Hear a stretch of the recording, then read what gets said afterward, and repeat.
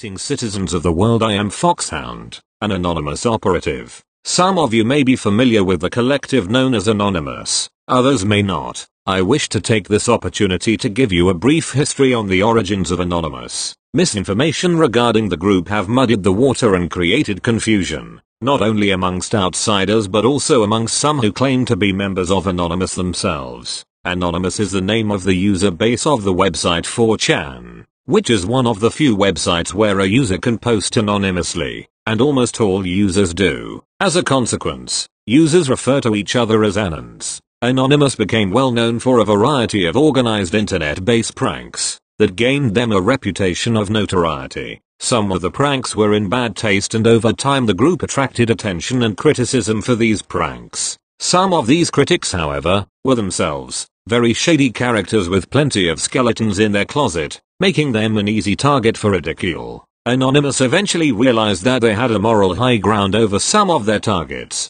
and received praise from many outsiders for the pranks. They would play upon some of their questionable critics. As a result of receiving praise for their pranks rather than condemnation, the mood amongst Anonymous started to change. Many members saw an opportunity to make Anonymous into an activist group, who would target and prank people who the collective held genuine grievances against. There was a shift amongst members, where the content of the pranks became less relevant and the targets became the group focus. However, as Anonymous is an open society of users of an popular website, and these users being based on every corner of the globe, it became difficult to make certain distinctions. What constitutes as good and bad, what forms of pranks are acceptable, and what crosses a line. The debate as to the direction of Anonymous raged among the users of 4chan for some time. The group essentially split into two factions: trolls, a group who sought to wreak havoc upon the internet for their own amusement,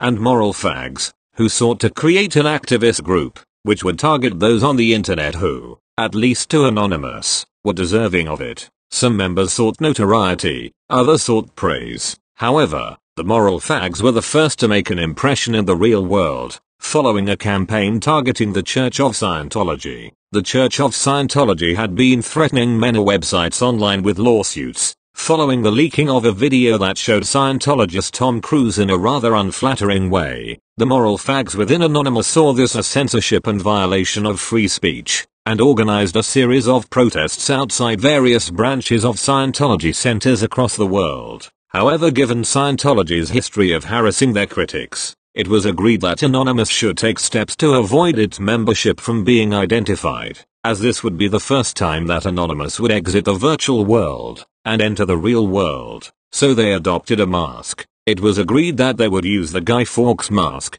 famous from the V for Vendetta movie. It seemed the most apt, as Anonymous was beginning to see itself as a lone crusader who would stand against the corrupt and defend righteousness. It was at this moment that two factions of Anonymous split. The trolls created their own splinter groups, most notably lulzsec, and the moral fags remained with Anonymous. Shortly thereafter, WikiLeaks became famous for the publication of classified government documents that were typically harvested from computer hackers. Anonymous members for the most part were huge supporters of WikiLeaks and didn't take well to attempts from media and police to slander and suppress them. Anonymous, inspired by WikiLeaks, began their own crusade to become the arbiter of truth, but WikiLeaks itself existed only in the virtual world. Anonymous was now a real-world organization and instantly became a huge part of the resistance to government tyranny. As a consequence, Anonymous attracted a huge following from those who were disillusioned by government lies and tyranny. Anonymous is an open society, so unfortunately it has attracted some people whose intentions are not in line with the rest of the groups.